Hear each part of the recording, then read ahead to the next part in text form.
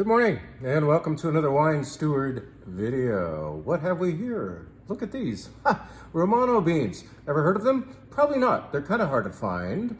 And that's what Eric is always just kind of moaning about because he loves to put Romano beans on his classic paella. Apparently, that's a classic thing to do with paella, and yet where do you find Romano beans? Kind of hard to find. I got them at the Berkeley Bowl once, but that took a drive. And so I thought, you know what, I'm going to pacify Eric by growing some this year. So these are straight from the garden, and why are they in front of you? Because this Saturday, Eric's making paella again at about 1 o'clock. He'll be out in front of the store whipping up a beautiful batch of paella, and by about 2 o'clock, he'll be trundling it upstairs where any of you ordering a white flight or a red flight off of the wine bar menu are entitled to a little bowl of delicious paella. If I have it in me, I'll also pick some padron peppers and bring them in. Some are hot, some are not, and there's only one way to find out. So join us this Saturday. Join us before that. Come tomorrow, come tonight if you want, and enjoy a white flight consisting entirely of Spanish wines, and a red flight, same thing. Why? I'll tell you in a minute. Anyway, that's what the Romanos are for. Romano beans on top of paella. Why not? Let's remind you that next week, next Tuesday night, Terry Bancroft, our dear friend from Nickel & Nickel, will be visiting to show the newest releases from Nickel & Nickel, En Route, Bella Union, Farniente, and so on. This will be a star-studded evening as far as the wines we'll pour are concerned. We will have new 2021 vintage Nickel & Nickel Cabernets, plural. Yes, I think at least 6 different single vineyard Nickel & Nickel Cabernets will be part of the show. We've been waiting for this 21 vintage because the 2020 virtually did not exist because of the smoke taint issue. And so 21s are welcome revival of this full lineup of Nickel & Nickel wines. It's going to be very, very good. I'm telling you because we still have some seats available. This will be delicious. You'll be able to obtain Nickel & Nickel wines en route and so on at the best prices ever by attending that night and submitting an order that evening to enjoy special event pricing. So sign up today, go to thewinesteward.com and grab your seats. I think there are about 8 left. All right? Nickel & Nickel, here we come. Why don't we just say that as the holiday season approaches, we are grabbing very, very good things, and sometimes we have to grab even before it's busy downstairs, and yet we have to anticipate what you will want for the holidays. And so this was offered to me, and I only get to buy 1 case of it, and I had to buy it now. So the point is, if you are interested in one of the great champagne rosés of the world, be it Carte Saumon, we have it now. I would grab it now. Yes, think ahead, plan ahead. What are your gift baskets now? Your corporate gifts, all that. You know, it's, we're not counting the months anymore. I think we're counting the weeks before the big day called Christmas. And so let's get our ducks in a row and get our favorite things now, or at least speak for them, all right? And that would include beautiful Carte Saumon Brut Rosé from, of course, Champagne, France, one of the classics. Now let's remind you that we are in the spirits business and we are still working on building that inventory, but we already have 4 different Japanese whiskeys. Have you heard of Japanese whiskey? It is the rage. I am finding out, because I'm not a spirits expert, I'm an expert perhaps on consumption of very, very good gin, but all of these other things are fairly new to me. I am finding out that Japanese whiskey seems to be finer, more elegant. It's not as like in your face. I love its elegance as a style. So why don't you learn with me and try some beautiful Japanese whiskey? Try some cognac, try some Armagnac.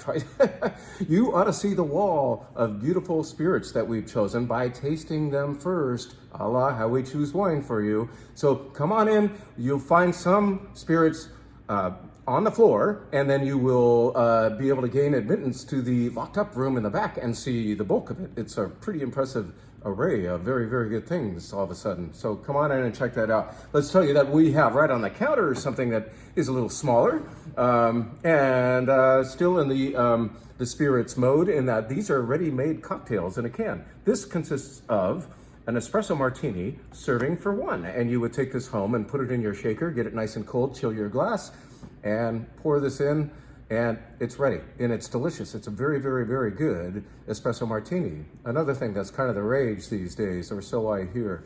So they come in 4-packs or singles. I think we're selling them only as singles. Check them out. Tip top. Tip top. We have margarita, we have old fashioned, I think, and espresso martinis. They make other ones, and we're, figuring those out. Wow, that almost was bad. Okay, now what should we tell you about? Let's tell you about what's going on in the wine bar. I told you I would. So, the sparkling wine of the week is not Spanish, and yet it is Italian. So it is Franciacorta. We just had a really fun event with Angelino and Michele Bozza showing 3 different Franciacortas. Franciacorta is Italy's eloquent reply to champagne in that, unlike Prosecco, it is made with the second fermentation occurring in bottle. In other words, the more difficult and just labor intensive way of making sparkling wine, that is the better way of making sparkling wine. It has more character as a result. It uses the champagne varieties of Chardonnay and Pinot Noir. And this particular one, we're kind of elongating the celebration of Franciacorta by putting this particular one that we had on Tuesday night with Angelino and Michele. It's on the menu all week long. I love this one. This one is called Satin. In other words, satin, not Satan, satin in Italian, okay? Beautiful stuff from La Montine. Try Franciacorta. I told you we were gonna do a white flight that's all from Spain. We have just brought this aboard. In my opinion, Chocoli, the sparkling, ever so faintly sparkling wine of Basque country near San Sebastian, is often overpriced. I believe per its effect of fun, it often costs too much. This is the one that is costed correctly, if that's the right way of saying that. This is Ulacia, and I'm sure a Basque person would correct me in my pronunciation, but this is made in the Chocolina, Getariaco Chocolina region, something like that. Again, I'm butchering the Basque, but you will enjoy this wine. It is delicious, great start to the Spanish white flight. Now we're gonna do 2 Garnacha Blancas in a row, so why don't we put them here in a row for you. This is Herencia Altes. We were showing it last week, but we have a lot of it and it's delicious, so why not show it again? And this is Jorn Nu, and I am probably now butchering Catalan because these wines are both made in Terra Alta, which is just south of Priorat in the area of Catalonia in eastern Spain. This is a really fun comparison of Garnacha Blanca. I'm pouring this one first because it's more delicate. This is a little richer, a little more mouthfeel, a little more texture. Very nice wines here. Okay, Garnacha Blanca. Our old friend Gran Bassan is about to switch vintages. In fact, we have about 4 bottles left of this 2021. When we pour those out, we will be flipping straight to the 2022, which is now in stock. So you can help us move from one vintage to the other. Perhaps you will be the one ordering a glass of the 21, and then your next glass will be the newly released 2022 Gran Bassan Albarino, one of our favorite Albarinos. This is a place I got to visit in September. They were very nice to me, and so now I have to sell their wine. There it is. This is taking us back to the Garnacha Blanca grape. How interesting that we have 3 of them on the flight. This does include a little bit of Macabeo and other varieties, but nearly all of this consists of Garnacha Blanca, but we're no longer in Terra Alta. We have in fact moved a little bit north to aforementioned Priorat. So this is the place which is far better known for its red wines, and yet there is Priorat Blanco in the works, and this is one of the first producers, Mas Deutsch, to get it over into the American market. So very nice wine to finish up with, a little more body to it, a nice final white in the white flight. Let's tell you about the red flight real quick and tell you also, Wine Club members, your wines for September, that's what month it is, right? This is the 9th month of the year. Wow, how'd that happen?